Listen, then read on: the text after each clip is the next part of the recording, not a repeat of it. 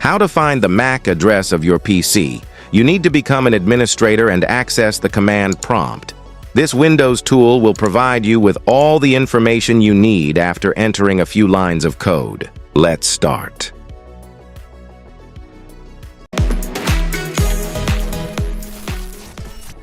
Method 1.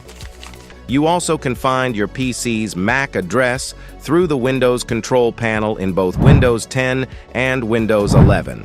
Again, you'll need administrator access.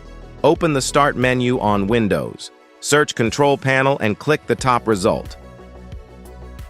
Choose Network and Internet. Choose Network and Sharing Center. You'll see a list of active networks. Choose the one that you're currently on. Click Ethernet. Choose Details.